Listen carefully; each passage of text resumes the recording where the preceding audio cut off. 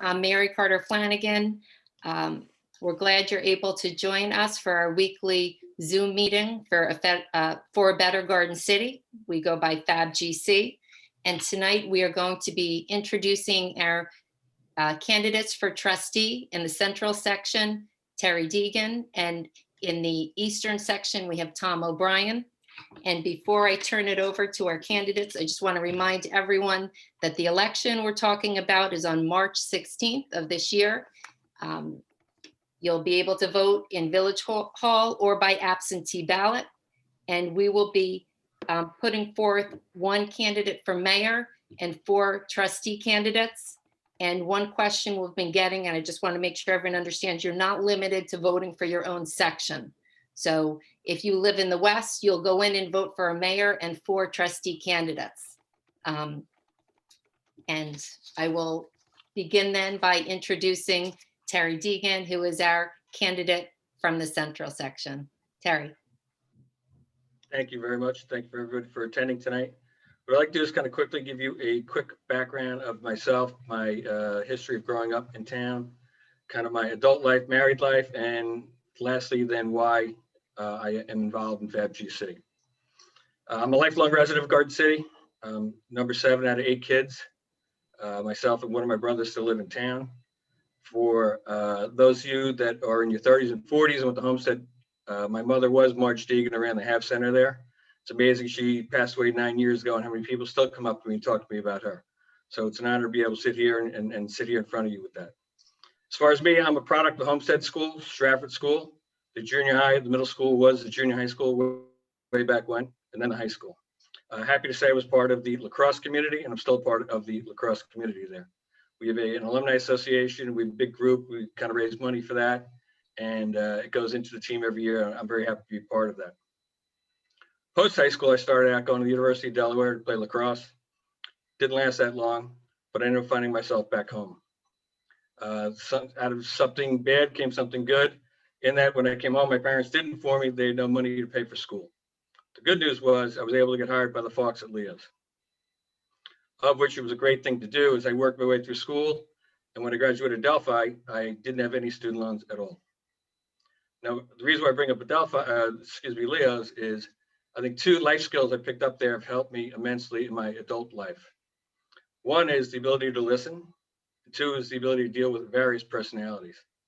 And in my career on Wall Street, I can tell you I dealt with many different personalities. And one of the key aspects of that was being able to be a good listener. Upon graduating at Delphi, I began a career on Wall Street. I've worked at a bunch of different firms. I've basically thrust myself in the fixed income department in the beginning. I was in equities in the kind of the middle, and for the last 15 years, I've been working for a firm called Alps, which is based out of Denver, but my office is in Garden City. All along the line, in each firm, it's been a great experience to deal with different people, to actually build products and businesses. The latest business venture, I was actually hired by Dan Dolan, a fellow Garden City resident. When I joined him in 2006, we had $9 billion under management. Today, as I speak to you, we have $191 billion. So we've had a pretty good career, and it's something that I am proud of. Now, into my personal life, I've been married for 32 years. I married a Garden City girl. Her name was Christine Kaufman. As Tom O'Brien, my fellow candidate, could tell you, was a Tullamore girl way back when. Tom was the park attendant. Yes. Chris was a product of the Catholic school system, where I was the public school system. She went to St. Anne's and Sacred Heart. She went to Marymount College, Virginia. We dated mostly through college. She was a nurse for over 20 years at the neonatal ICU unit at Long Island Jewish. And we have 4 kids together. She's the past president of the American Cancer Society of Garden City. She was heavily involved and actually spearheaded in running the tastings event, which raised a lot of money each and every year. Every year they ran it, it was about $20,000 per year. She's been passionate about volunteering, and she continues to volunteer at St. Anne's, a respite program. I don't know if anyone's familiar with that, but that's a phenomenal program where parents of special needs kids can drop their kids off on Friday night during the school year. It's every other Friday night typically. And they get 2 hours where the parents can actually go out, shop, have dinner, do whatever they want. And then the respite volunteers keep the special needs children busy. And it's really a great thing for her. She comes home with great stories about that. She also continues to volunteer at the Andy Foundation twice a week. We've lived on 3rd Street for 24 years.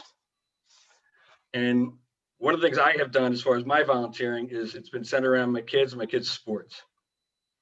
I coached Garden City girls lacrosse with my daughter from, I guess it was 2nd grade all the way through 8th grade. I was with Rams lacrosse with two of my boys. That was about 11 years spanning because I've got 4 kids. One of my kids did not play. Thunder football was about 5 years. GCA basketball was about 7 or 8 years. And GCA Centennial soccer was probably about 6 years. I would tell you the litany of kids that I coached over the years is big. And I can tell you it was a tremendous thing to do. One of my keys I always felt when I was coaching was, as much as we had successful teams, was who was coming back the next year. I can tell you almost every kid came back every year, and I felt great pride in that. Now, as an adult, when somebody sees me in town of a kid I used to coach, again, I take great pride. They'll stop, shake my hand, say, "Do you remember me?" And we talk about different things, and I love that. And I can say one of the proudest phone calls I should say, that I received from past players who actually would make the varsity team in 9th grade call me and say, "Thank you, for all your help. I just made varsity." That to me is just a great thing. Now, if you want to get to FAB and why I'm here, I've known Bill Cavan and Don McLeod for a long time. Bill Cavan called me probably middle of December. And initially I thought we were just going to have a typical conversation. He hit me right away and said, are you aware with what's going on with FAB GC? And I felt like I was somewhat in tune to the issues that were going on. Lo and behold, I didn't realize as much was going on that it really was. Bill asked me to be the central session candidate. I said, let me think about it. He said, can you speak to Don? I spoke to Don. I spoke to a couple other people. And after careful consultation with my wife, I decided I want to do it because I want to try to make a change. Part of the mission statement, if you will, of FABGC is the whole thing around transparency. And I can't stress that enough. I believe in that. I think that's the way it should be. And there shouldn't be any hidden secrets, shouldn't be any hidden meetings. Everything should be out in the open. And around that, we have a lot of tough issues to kind of tackle, whether you want to talk about the casino, the big polls, St. Paul's, which is a monster thing. And it's just a hard thing. And I think I go back to what I was saying about Leo's earlier. You need to listen, you need to be able to deal with various personalities. And with this, what I want to say is kind of to end it, we've got a platform of 5 people that I think we're all uniquely skilled. We all have different social sets. And I think collectively we're unmatched. And I think we can do a tremendous job of tackling all these issues that face the village. Thank you, Terry. Everyone will have a chance to ask Terry questions. We're going to do the same format as we did last week. I'll turn it over. I'll introduce Tom, who will now tell you something about himself, and then you'll have opportunities to ask both of the candidates questions. One thing I forgot to mention at the beginning, John, thank you for putting this together. Same format. If you have questions as you're listening to the candidates, you can either raise your hand and ask them aloud, or you can put it in the chat box. It'll go right to John and he'll ask the question for you. So now I'd like to introduce Tom O'Brien, who is our candidate for FABGC for trustee from the East. Tom. All right, thank you very much. I appreciate it, Mary. And now you know why I'm so proud of Terry Digan and his wife, Chris, who I've known for over 30 years. And Terry's been a great mentor for the young people in our town. And Chris is just a super person who is so charitable to so many. So you're very fortunate to have Terry as a candidate. So what I'd like to do is just tell you a little bit about myself. I'm also a lifelong resident of Garden City. And I've also volunteered in a lot of community and civic activities and organizations. So I grew up on Houston Road, right on the corner of Houston and Main and Maryland Avenue, right across from the infamous huge poles that the Long Island Railroad has put up. I'm married to Donna Murphy O'Brien, who grew up on Chestnut Street, and also a lifelong resident. We have 2 adult children who went to Garden City schools, my daughter Mary Beth and my son Patrick. I grew up like Terry in a big family. I'm one of 7 children. And as I mentioned, grew up on Houston Road and on the eastern section. And I was raised by terrific parents, Jerry and Lucille O'Brien, who many of you know. I attended St. Joseph's School. I graduated from Garden City High School, and I took a scholarship to the Choate School in Wallingford, Connecticut for a postgraduate year. And then I was a graduate of Adelphi University with a Bachelor of Science degree, where I had a partial academic scholarship. On the business side, I've been a global business development executive in the consulting and the professional services industry. And I've been successful providing business advisory and information technology solutions to Fortune 500 and Fortune 1000 companies. Right now, I recently joined as a managing director for Concerted Concepts. And those of you who understand IT, it's a leading data analytics consulting firm. It serves organizations across the United States. Before that, I served as a senior vice president of general manager for a company called RCG Global Services, known as RCG. And I headed up their tri-state region and national accounts. I have a lot of management experience. I had 300 professionals reporting to me, over 300, actually closer to 350. And I work with over 150 client organizations. And under my management, RCG became recognized by Crane's Business New York as one of the top 10 consulting firms. After we sold the firm, I was recruited to join Alvarez and Marsal. You might know them. They're the custodian for Lehman Brothers. I joined them to be their East Coast executive business development lead in what they call their corporate performance improvement and transformation business group. Just so you know, on A&M, for those that don't know, it's about a $2.9 billion privately held company with offices around the globe. And they've actually been recognized by Forbes as one of America's best management consulting firms. As a lifelong resident, I think I've made some major contributions to our community. When I was in college, I came back to coach the Garden City High School's JV and varsity football teams where I played football. And during that time, the Men's Association, which is very prominent in our town, actually presented me with a scholarship for my accomplishments as a coach and leadership and mentoring for the football players at the high school. After college, I continued coaching football and baseball for generations of young people in town. And it started with assisting my dad, Jerry O'Brien, who helped start the Rams, which is now the Thunder, and also St. Joseph's football and CYO basketball. And then I continued coaching the Garden City Rams, which is now, as I mentioned, known as the Thunder. And then I coached Little League Baseball for many years, as well as Babe Ruth Baseball. And then I was asked, which I did for many years, I coached the 13-year-old Babe Ruth All-Star teams. I'm involved in many civic activities in Garden City. I actually served on the 10-person nominating committee for the Eastern Property Association when we nominated Brian Devaney, who became mayor and later became a successful judge, a successful attorney. He's always been, but also a judge for us in the village. I've been a trustee of St. Joseph's Parish for the last 8 years. I'm one of 2 trustees. And I've also served on St. Joseph's School Board. And I've also been elected there for those who are parishioners of St. Joe's for the last 30 years and a member of the Knights of Columbus. I really appreciate all the village has to offer. I'm proud of it and the services that we provide. I worked for 5 years for the Garden City Recreation Commission, as Terry mentioned, as a playground supervisor at Tullamore Park. And that's where I was fortunate enough to actually have his wife, Chris, who attended every day. And then I also worked with the youth in our town and the Recreation Commission's winter programs. On the charitable side, I've served on the Board of Counselors for the American Association of what many of you might know as the Order of Malta from 2014 to 2020.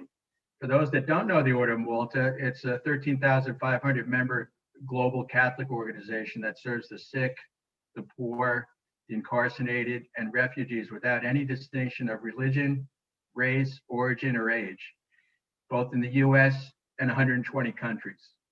We also provide aid for hurricane relief in the United States and all sorts of things where we have some traumatic events that occur, not only in the United States, but also around the world. I'm also co-chair of the Order of Malta's Long Island Grants Committee. It's for non-for-profit organizations. So we support and volunteer at the St. Martha's Food Pantry in Uniondale. It was one of the only food pantries open for a while during COVID-19. So you're seeing many people who are suffering now or out of work that never expected to be going to St. Martha's for food just to survive. I'm also, we've hosted the St. Martha's, the Long Island Area Job Finding Initiative, helping some of the people find employment. My wife and I have been actively involved in another charitable organization called the Highbridge Voices, and that's an award-winning choral and academic program for underprivileged youth in the Bronx from ages 8 to 18. And we've also been honorees and event chairs for the annual concert in New York City, which was virtual this year for the past 10 years. And it's also the major fundraising event. Currently, I serve on Hofstra University's Zorb School of Business of Advisors. I've also served on the Long Island Forum for Technology, LIFT IT, their executive committee. And I have experience in local government in both Nassau County and Suffolk County, having done some major technology projects for them. And the one in Suffolk County was a national award-winning project. So I think I bring a lot of business management, community, non-for-profit, and civic activity background type of thing to this role. And I'm proud to be part of the group that's going forward. And I didn't think that I'd be running, actually. I was very concerned about the lack of transparency and some of the issues that have been brought up already, whether it be the casino or the poles across from the Long Island Railroad or the handicap parking. And some of it I found very disturbing. I felt there was a lack of proper governance around it and decision making. So when I was asked by some of the folks from this group to run, I decided to run. And I think that it could add a lot of value. I'm open-minded. I'm not judgmental. I listen, and I'm looking forward to more transparency for our village. And I would work very hard to represent all of you. And as Terry mentioned also about himself, I'm a good listener as well. So I think I went on a little bit long here, but that's my background. Thank you, Tom and Terry. And at this point, John, do we have questions coming in from the group? You're muted, John. I've got one, so please, more people send them in or raise your hand. Hit the participants button down at the bottom and raise hand is over on the side. How many hours a week do you foresee spending per week as a village trustee? Maybe start with Tom. Sure. That's a simple answer for me. It's the same at work, whatever it takes. So I'll put in as many hours as will be required to accomplish the job. I also think it's very important that the trustees delegate to the management of the village. There's a lot of talented people there. And I'd like to see more volunteers being,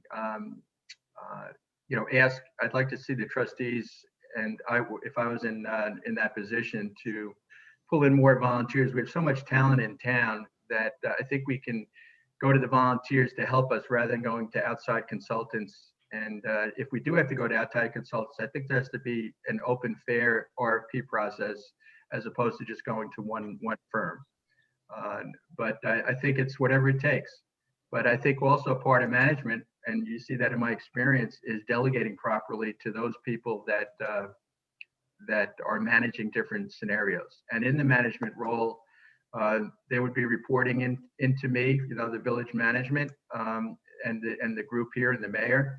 And I would expect good transparency from them, good reports. And if something needs to be, if they need to surface an issue, I'm happy to step in. The only thing I'd add into that is the whole thing, we're all willing to put in as much time as we need.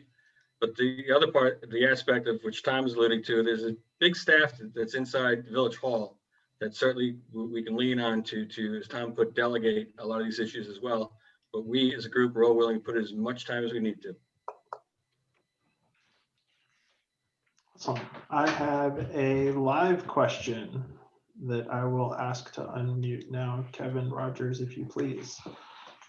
Figured it was easier than typing since I know several of these people. This is really a question for anyone to answer since there's so many candidates on here. Is transparency is an issue that keeps coming up, and it's sort of my biggest one, that we, the village people, don't feel represented or can't get certain answers.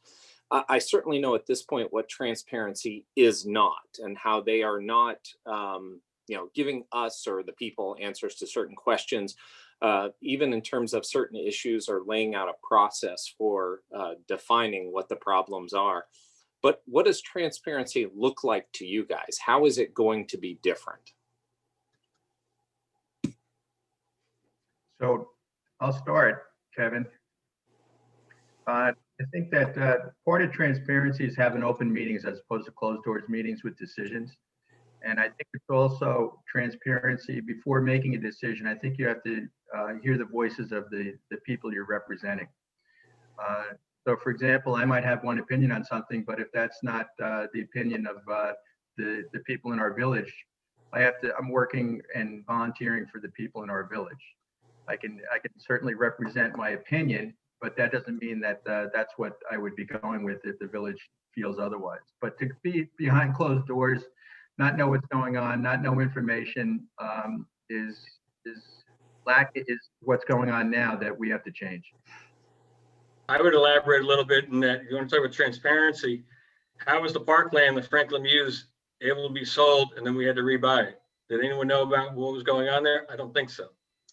The casino, that's something that became a hot button issue of they just decided, again, no transparency. We're just going to look for an alternative here. As Tom put it, we need to hear, we need to listen to people. We need to, it may not be what we want, but if the voices are being heard, that's the decision that needs to be made. Well, and I'm going to say then that there's probably two things, and I think it first relates to that first question is some of these board meetings may need to be really long in order to offer more people in the village time to, share their opinion. And then we may need to go beyond that sort of format and look for other ways for the community to communicate with you as board members. That's a good idea. Thank you. Thanks, Kevin. Thanks, Kevin. All right, and actually, Mary, this might be a good question for you. Terry mentioned there being 5 candidates as part of FABGC. Who are the other 3? I'm one here. The candidates can all raise their hands. So we have Cosmo Veneziale for mayor, and we have the 2 candidates you've met today.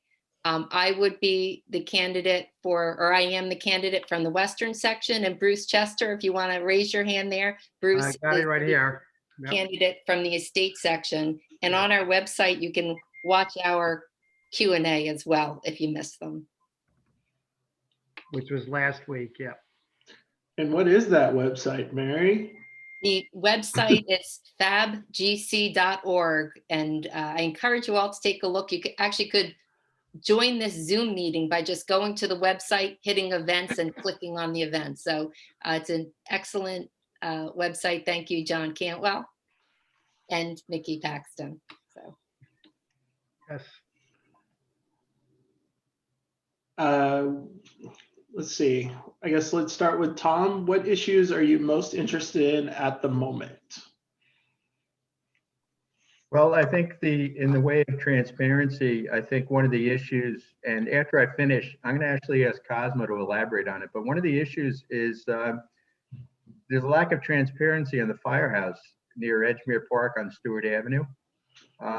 We haven't been able to obtain any budget. We have not been able to ascertain the real reasons why we need it. So I know they're talking about a bigger fire truck and all, but usually the fire truck can be sized to the dimensions of the building. So let's say if they have a bigger fire truck, that means expanding the building and maybe going for a $10 million firehouse, which we think could be just out of scope and outrageous. So on the other hand, we want to make sure that we have a firehouse that's able to protect the citizens in that area. Cosmo is very up to date on that. Cosmo, I'm going to spin that to you so that you can educate the people here on what's going on. Sure. I got involved with FABGC because of the firehouse.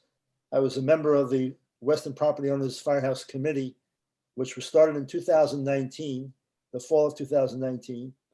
And the committee was formed just to understand better what the village was trying to do with the Edgemere Firehouse. And it's taken us quite a long time to get to a point where we actually made a presentation to the Board of Trustees in December of 2020.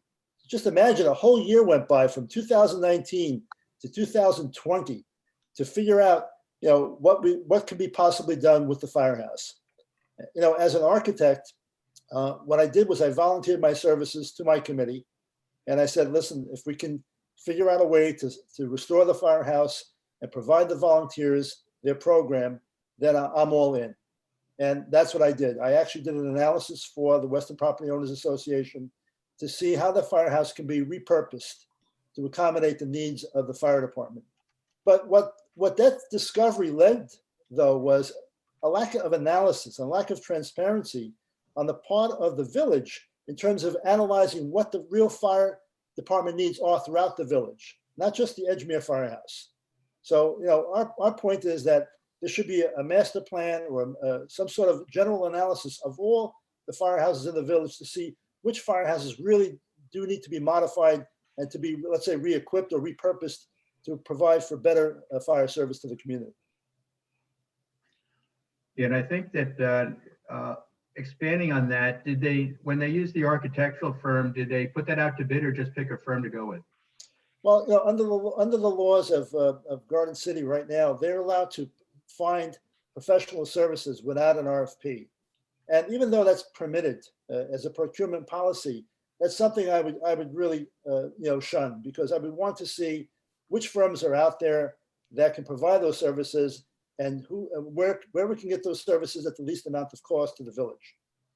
Again, the protocol that they followed was a legitimate protocol. However, I would take a different position and go out and find different firms and get different, send out an RFP to get various bids and understand who's out there in the marketplace that can provide those services. Right. And in addition, check references on those companies that are bidding. And my understanding is we, as a village, and I don't know if people know this, but for that assessment by the architectural firm that they chose, it was $342,000. So you would think that they would engage and solicit help from Cosmo with his tremendous experience. He's an award-winning architect that has volunteered his time, but they don't capitalize on his experience and background. The other area, John, that is disturbing to me are the monster poles. So as I mentioned earlier, they're across the street from my mom's house. My mom just passed away in March at 98 years old, peacefully. So she had a great run. But you may have seen me interviewed on CBS News about those poles. And I think it's a disgrace. It happened, under our current governance of the trustees and the mayor. And I think that we weren't paying close enough attention to what happened. The polls are up. We could see what we could do to, change that. There was another town, I think it was in Northport or somewhere, that actually turned that around. So we would make our best efforts to turn that around. One of the things that came out of that interview was they had the Long Island Railroad said they eliminated all the shrubbery. So if you look at the site or drive by it, for those that haven't, you might think you're on the Jersey Turnpike looking at a factory type scenario. So he said he was going to put up shrubbery later, and the news commentator said, but they're 100 feet high. What kind of shrubbery are you going to be putting in there to block them? And of course, he didn't have an answer for that. So I think we have to relook at that, take a strong position, and pull in whatever resources we need to try to turn that around. It happened, a lot of the construction was at night. People were in their homes with COVID-19, and before you know it, it was up without anybody really knowing about it. And now we're trying to turn it around. So on that, I think we lacked good stewardship, And I don't know how it ever happened. And originally, just so people know, those poles were not supposed to be on the Garden City side of the tracks. Terry, what issues are you most interested in at the moment? Well, I'm going to touch on the monster poles again. My in-laws live on Wayford, right off of Maryland Avenue, so it affects them as well. We have had internal discussions on this, and we need to try to see if we can remedy that. Is it too far gone? We don't know. We hope not, but we're going to try to find, like Al do, to remedy the situation there. The other thing, which had been an issue for me, and we heard the other night that there might have been a resolution, but we haven't heard any concrete, is on the casino. Casinos, to me, is a thing that's been around. I've been around this town for a long time. It's been a part of this town. It's just like the Garden City Pool. Anybody can play there. I don't understand why they're trying to pull that one away. And, if they have not come up with a long-term lease, that's something I think we should be fighting to give them a long-term lease. Nice. I've got a live question, and now I've actually got quite a few written questions. If you wrote me a question, just a little bit of patience. We'll get to it, I promise. Steve, do you want to go ahead and ask your question? Oh. Sorry, I think you're still muted, Steve. I think that was my fault. There we go. Got it. You got me now. Thanks. Cosmo had mentioned that RFP process and how, presently the town doesn't have to go through this, but, this group thinks, we would do it as a best practice. Knowing that things like that is part of the agenda of this group actually to rewrite some of those rules so that moving forward, things like that, we don't rely on that we'd have the right group of people here, that we literally have laws and rules in that prevent people from moving ahead with projects without an RFP process. I mean, I think I read, and obviously it's another hot button issue, but in one of the one of the meeting notes I read when they were discussing St. Paul's, that the board basically said, well, we can go do whatever we want. We don't need to take a poll of the town, and a project of that ridiculous size seems criminal that 8 or 9 people or 5 out of 9 people could decide to spend $100 million on a building. Steve, this is Cosmo. You're absolutely correct. They could do that. The Board of Trustees presently could do that. I mean, the optics are really negative, obviously. My opinion is this, and because I've been doing architecture for 35 years and I've been involved in competitive bidding processes throughout my whole career, I don't care if you're going to buy garbage pails, right, or select legal services. I think everything should be vetted. There should be a competitive bidding process, and RFPs should be established for everything.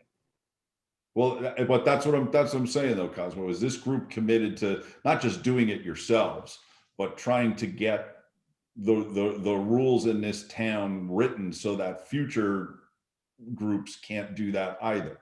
Absolutely. I mean, there has to be a change, right? Like I said before, the procurement policy that exists now does not involve competitive bidding for some things, right? For example, if they find that there's a firm that specializes in a particular venue or a particular expertise, they can just go directly to that firm without doing any kind of research on other firms. They can just go out and get that firm and hire that firm.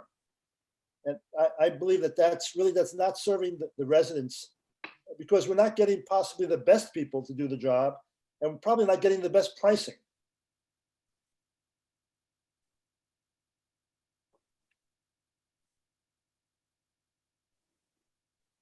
Did anyone John, else want to, you're I don't know muted. if Tom or Terry, I think that one had kind of been for the whole board. And I think I would agree that we will hope not to be in the situation where there has to be a challenge, every year for these elections. So common sense reforms like that is something I would definitely agree with. I think Steve's point is outstanding in that moving forward, this should be part of the written rule, that you don't put out to one bid. You have to constantly, is to Cosmo's point as well. If we're buying garbage cans or anything else, this needs to go out to bid. I think it's a great point, Steve. Well done. Yes. And I agree. No, I think we have to end the no bid contracts. The terminology should be lowest responsible bidder. Okay, a point of clarification, the poles that were installed, it was Eastport, Tom, where the poles went up and were eventually taken down and the power lines buried. All right, so let's start with Terry, I guess. Do you know what's the reaction of the Eastern Property Owners Association and the Central Property Owners Association to your running with FabGC? So I missed the question. The Eastern property owners? Well, the question for you would be the Central Property Owners Association. Do you know their reaction? Have you heard of their reaction to you I running? have heard. I've heard from, I can't say the person I'm actually running against per se, but I've spoken to people pretty high up, and they were surprised at my name being thrown in there. They're afraid of it, I can tell you that. That was actually directly said to me by a senior person within the group, and they were very surprised. Tom? Yeah. But from the Eastern, obviously. Yeah, thank you. So I came in and was asked after the nominating process took place. I'm not against the nominating process. I served on the nominating committee.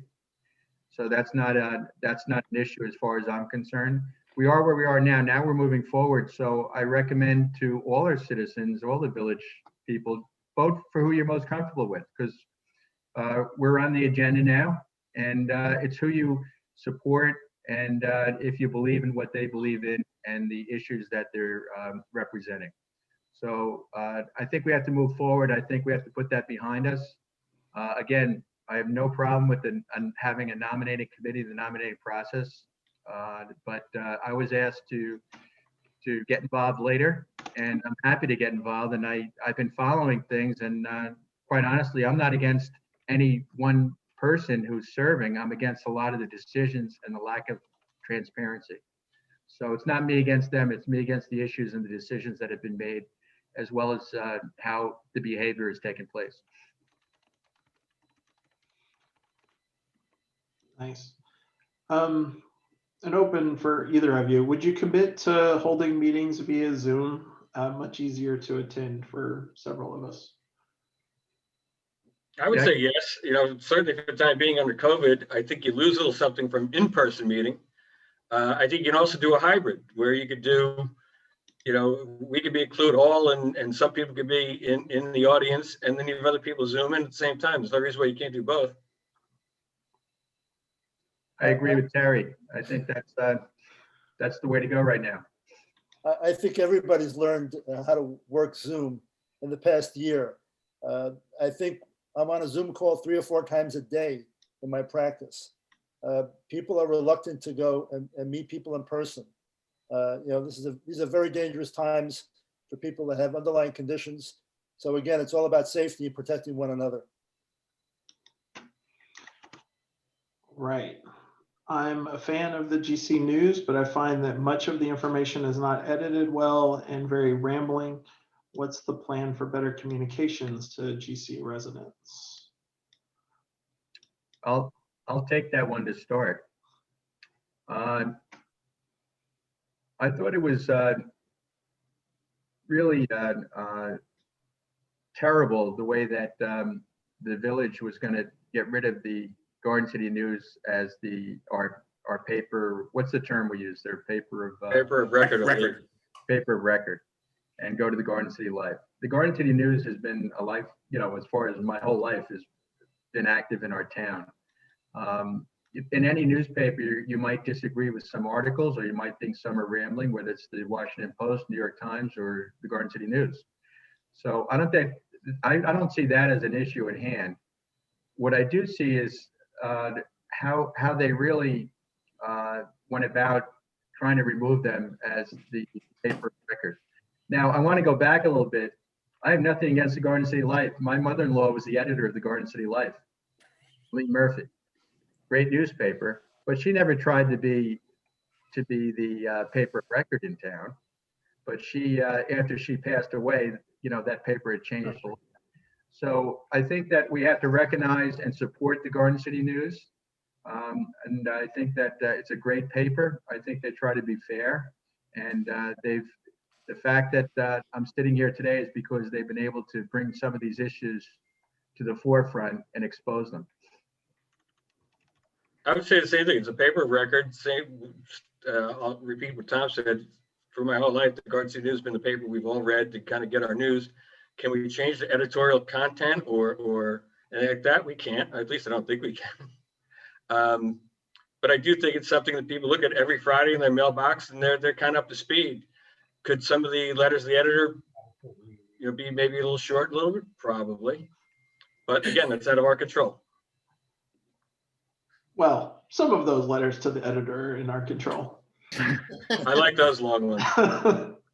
Jim, I'm going to unmute you in just a second. I got one more question to get through that was chatted. In your first term as trustee, what are among the most important accomplishments you would like to achieve in terms of improving governance and for projects to improve Garden City? Tom, I'll start. Yes, good, Terry. Sure. I would say the biggest thing we'd like to try to tackle, and this is the monster one, St. Paul's. If we come through with a referendum, and I don't know, put a time frame on it, 6 months, 9 months, I don't know what the exact time frame is, but the reason why I'm elusive to dates is because you need to be armed with facts and figures. If it's going to cost $30 million to take the whole thing down, people need to know that. If you want to build and make something of it, and it's going to cost $150 million, people need to know that as well. And then I think you try to put it to a vote. That to me is a monster issue. It's gone on for 30 years. How much money's been thrown after year after year after year trying to patch the roof or fix the windows and put up gates and all these. There's so much money that's been thrown in and out of that building. It's been 30 years running. And there's not a simple solution. Just like the past presidential election, not everyone's going to be happy, but the voters need to be heard. And the tax ramifications too. If you put something through it, again, I'm making it up. You could hold me to it. It's $150 million to make something of it. There's a consequence to that. And I'd like to add to that, it's something that deserves at this point a resolution. And I think we'd like to see, the group here would like to see an up and down vote from the town after you get that information that Terry just explained to us. And I go back on this issue way back over, I think it was like 25 years ago. My wife was asked to serve on a committee to look at, what we could do with St. Paul's. So this is going on way too long. There's too much back and forth. Let's come to a decision. In the meantime, we don't know, there's no transparency about how much money is being spent to keep the building just standing, right? And my understanding is there's a lot of water damage and, there's other things. And I'm going to ask Cosmo to chip in here too as an architect on what he's viewing as far as the building. But I think we have to come to a resolution now and an up and down vote after we get all the facts together. But we also don't have all the financials that are necessary to bring it to the village for a vote, as far as I know. Cosmo, do you have anything to add to that?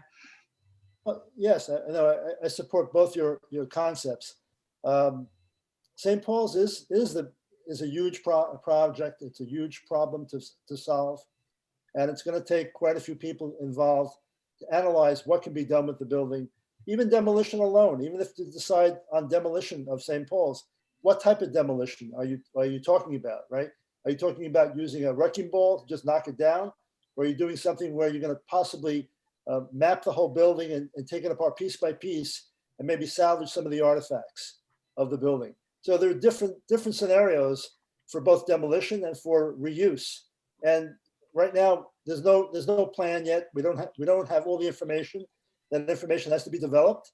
And like Terry says, you have to put a price tag on it. And actually, Cosmo, this question is specifically for you.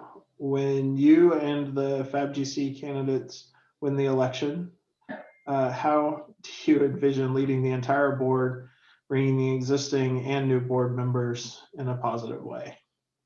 Well, it's all about teamwork, in my opinion. You have, Terry, Tom, they're ex-coaches. I'm a coach. So it's about teamwork and getting everybody to work together. Again, that's the only way you can solve these problems. And I think we have to develop consensus how the board's going to go forward. Like I said, when FABGC does win the election and we have our candidates in place, I think we'll have a majority, and we can put forth some of these ideas, hopefully very expeditiously. All right, let me quickly unmute Jim to ask his live question. Yeah, question for you. I have a governance question. It may be moot at this point or not. Is the group's slate of candidates unquestionably on the ballot? And will it be identified as such if it is on the ballot? Because you read the Garden City News and there's all kinds of protests about, gee, the whatever it's called, the governance system that we've had. Are you without question on the ballot, or is there legal risk that the incumbents or others will challenge you legally and say you're not eligible to run? That's an excellent question. I'd like to defer that one over to Mary, though.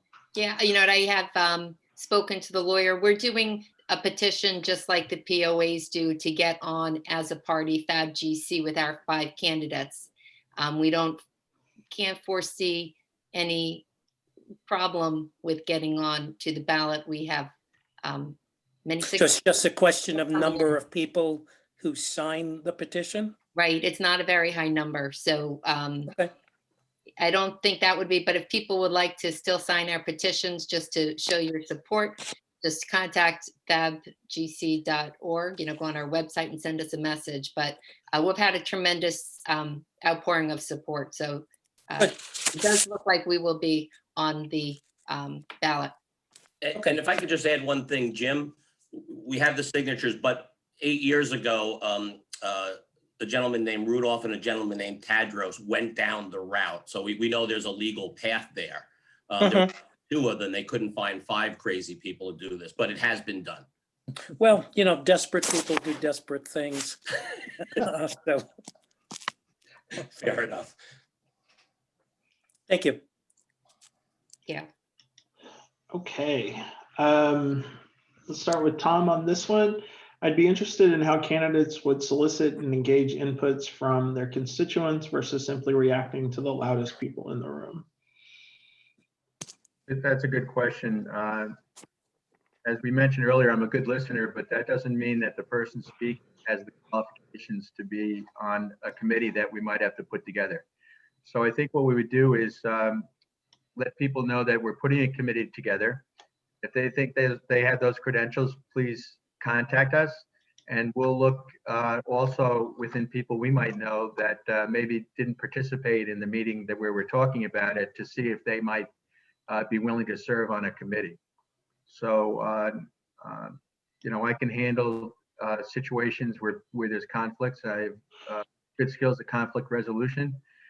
As you can see from my background, I had a lot of that, and when you're doing transformational business at Fortune 500 companies.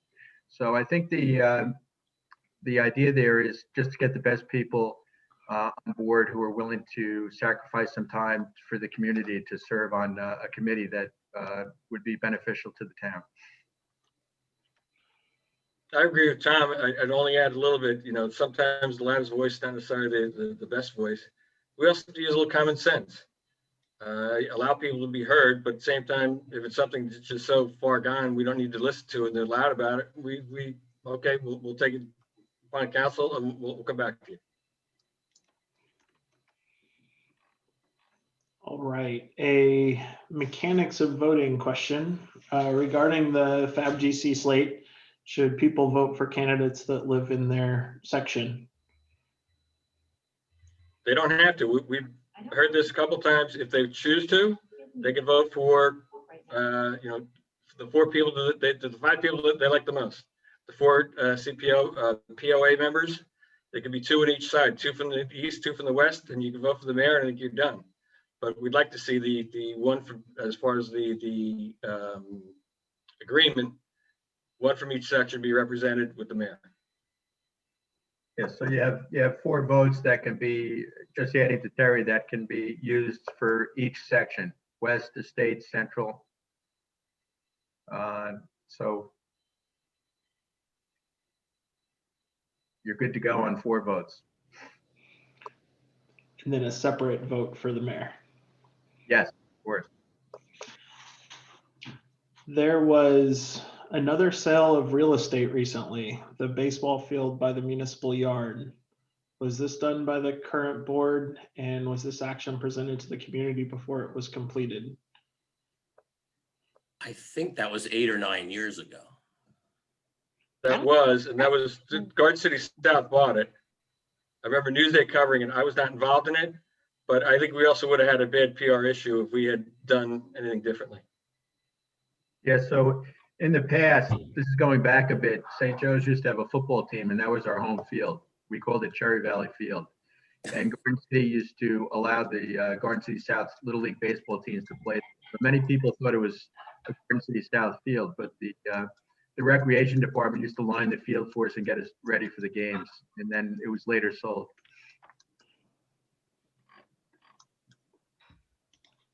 Okay. Can someone explain to me what role the village administrator plays in things such as securing vendors, et cetera? How much of this is trustee business and how much of this is paid employee duties? Our trustee is just a rubber stamp. I would like to defer to Cosmo on that. Well, the village administrator is very, very important. I mean, he really is the key person that runs the village. Right now we have Mr. Swazi. When I was involved in other committees, I worked with Bob Shelley, who was a terrific village administrator.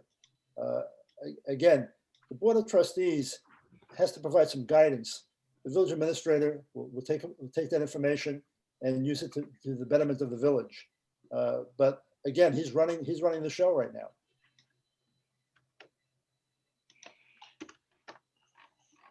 All right. Oh, sorry, I'm out of order here a little bit. Oh, circling back to the GC News question. The GC News, the question was more specifically around the communication that comes from the village trustees via the Garden City News. That, like, for example, the mayor's column can get a bit long-winded or be somewhat irrelevant. How, just in general, do we improve communication coming out of the village to residents?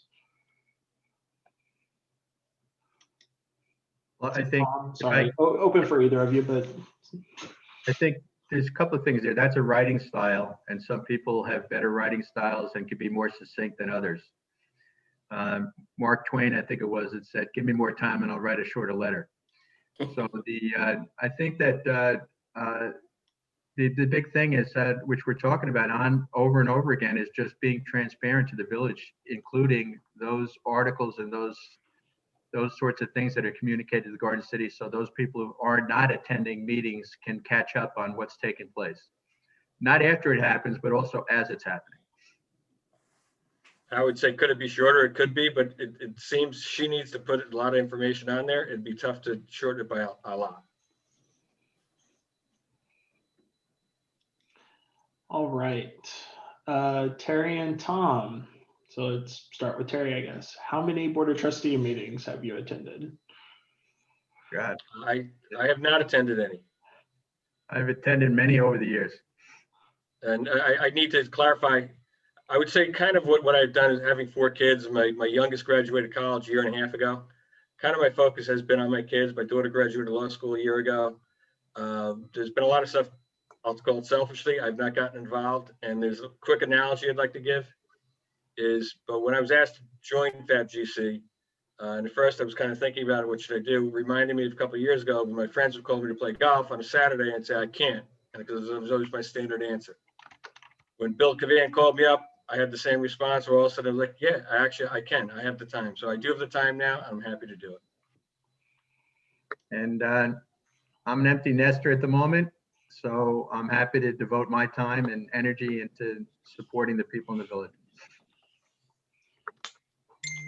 Mayor, do you want to answer? And Cosmo? I'm Got it. sorry? You want to answer? I've been going to Board of Trustee meetings of late.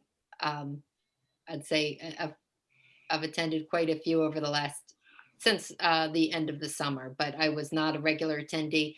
And I think, FABGC may be representative of the village as a whole. I don't think the Board of Trustee meetings have a high attendance. And there may be multiple reasons for that. But the answer is I have been attending lately, but had not before. And I probably have similar reasons as Terry as well, being involved with my kids and sports and Girl Scout leading and all the other things we do. I would be the same as the three preceding trustee candidates. You get involved with. We just now- lost. I'm sorry. You just muted there for a moment. Am I okay now? Can you hear me? Yeah, hear you now. Okay, great. My wife and I raised 4 kids, and with all the activities, the sports and the games and the travel teams and everything. But I have got involved in the last few meetings, and my POA, I got very much involved because you talked about the poll issue. That's a very big issue for me, that Wally, Tom was talking about. I'm 5 houses from the railroad, so I get the pleasure of looking at it as opposed to the beautiful trees and shrubs. So, and the polls that went up and the whole story, which I can go into, which I won't, the whole process of it.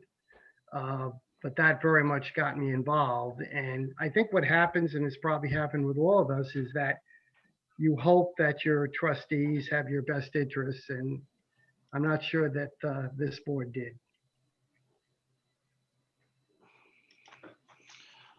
All right.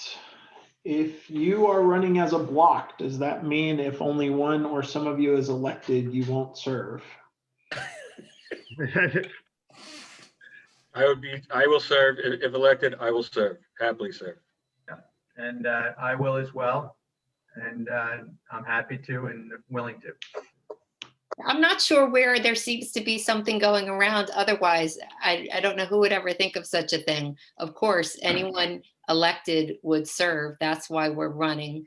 I do think the other FAB candidates are terrific, but I would serve if elected.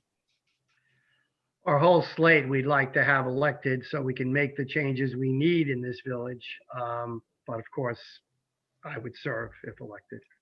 You And just- I would certainly serve. I think go ahead, Mary, sorry. oh, no, you go, Tom. I was just going to say that, I've been chatting with the other candidates. I'll call them our team, so to speak. And I'm very impressed with their backgrounds, their outlook, and there's a lot of synergy. So I think we can accomplish a lot as a group, but we're all willing to serve individually. Yes. All right. This I thought we answered, but maybe we didn't, and it's coming back up, or maybe we answered before this person joined. Do you anticipate continuing to have Zoom meetings available for the meetings to make it more accessible to the people of the village? We did I had answer that. answered that earlier. Yeah, I think currently under COVID, it's the only way to do it, safest way to do it. Moving forward, I don't see any reason why we can't have a hybrid system where you have people at Clue Hall and people on Zoom. And I agree with Terry. I think he positioned that well. And I think, a lot of people, for example, they might have little kids and they can't get a babysitter. So Zoom is a way for them to participate in a meeting. Or, if they have other things going on, they can Zoom in if they're available, as opposed to driving down to the village hall. All right. Who hires the village administrator, and for how long is the position held? Is there a term limit? Cosmo, can you answer that? I don't have an answer for you. I don't know the exact particulars of that. Who hires the village administrator? Bob They're Shelley was there a elected, so long, long time. it wouldn't be a term limit because they're not No, there's elected. no term limit. No, It's an As I employee. said, Shelley was there a long time. it's a paid position. Yep. As Cosmo said, Bob Shelley did a terrific job. He was there a long time, and he always did what's best in the best interest of the town from where I sit.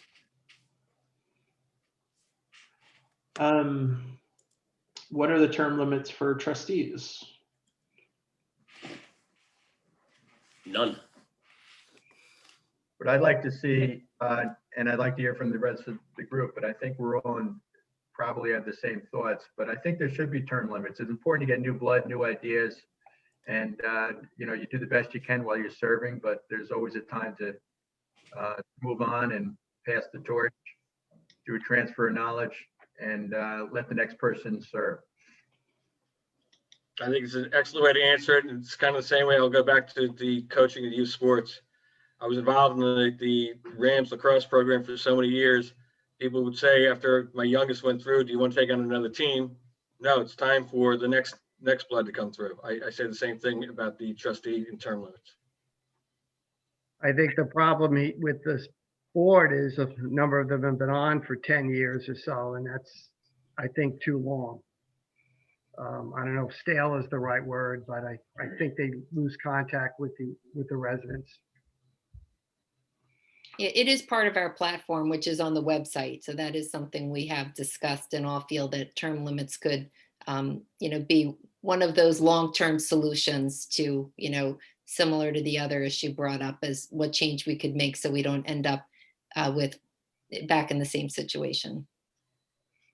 And it gives others a chance to participate that are skilled and have the knowledge and could do a good job for the town.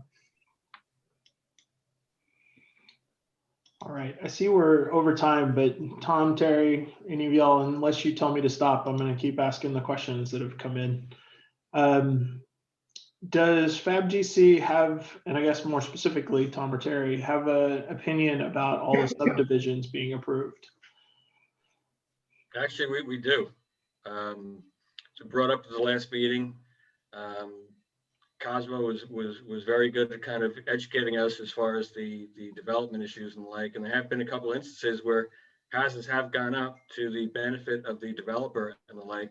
And we really feel like we need to worry about the density of the village, and everything really should be put up to vote and in front of a architectural board, zoning board. Cosmo, you can answer better than I can, but I thought that was kind of how I. Yeah, that's exactly correct. I mean, again, these what we call subdivisions of large lots, let's say a lower zoning district. I'll give an example. Tannis Pond Road is a perfect example. The zoning permitted 2 houses to be built as of right. There was no variance required at all. However, what happened was it increased the density of that particular part of our community. And again, people saying those houses look like they're touching each other. And that's exactly what happened. They met the bare minimum requirements to fit those pieces of houses on that property, exactly the way they were fitted. So again, it's sometimes you have to look at zoning and you have to look at architectural context to see what really benefits the village. So in that particular instance, if there was a subdivision of that type planned, there should be more discussion amongst the village members to discuss, is this really the best thing for our community? Yeah, and I think you both nailed it. Very well put by both of you. And I think basically, I think all of us who grew up in town, one of the reasons we're here is because of all the things the village offers us. And it's such a beautiful town just to walk down the street, and we want to keep that beautiful look for our residents. And that means that maybe we do have to look at some of the zoning issues. A request for clarification on Terry's position for open spaces. Are you for private development or for maintaining green space? Somebody was unsure about your position on it. I'm definitely open for maintaining green space. All right. 2 more questions. If you are elected, do you plan on engaging the GC business community to help prevent more vacant buildings and storefronts along Franklin Avenue?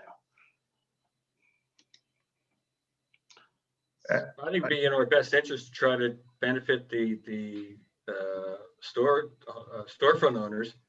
I don't know if it's our role to actually run around and try to gather businesses, but we certainly need to do whatever we can to try to help the current businesses that are in there. Yeah, I think if I could add to that, I think we have to do everything we can to support our local businesses, restaurants, et cetera, that have been so good to us in town. One of the things that is an issue is some of the people that own the real estate, they're making the rents affordable. So that's why we're seeing a lot of empty space right now. In addition to the COVID-19, many companies and restaurants have been struggling. So I think one of the things we can do as a group is try to talk to the land owners, so to speak, and see if they could be more lenient on some of the rent so that we can have people occupy those spaces. Okay, I think I got through everybody's question. If I did not get to yours, it's because of Zoom's weird chat interface. Please chat me again or wave at your screen wildly or raise your hand using the Zoom function. Otherwise, I'm going to end with. Could I make one announcement? There is going to be because of COVID, a debate between the mayoral candidates and each of the 4 trustees in the Garden City newspaper. Meg will be sending out questions. The mayoral answers will be next week, and then the 4 trustees the following week. So Meg was good enough to put together a debate that was done through mail. So we didn't have to try to figure out how to handle something with the COVID. So just if you don't order the Garden City News, maybe for the next 2 weeks, if you could pick it up at the 7th Street stationery store, that'd be great. Sorry to interrupt. I guess at this point too, I'll give our candidates a chance to make some closing remarks. If you'd like to do that, beginning with you, Tom. Sure. Well, first of all, I'm honored to be representing the village in this election. And if I'm nominated, rest assured that I'm going to give it my best shot to do make all the right decisions and use good judgment, be a good listener, and represent all the people in town with total transparency. And when you look at my background, I want you to know that I'm going to be able to leverage my management experience, my civic activity background, my non-for-profit, my government experience, and I'll try to always do the right thing.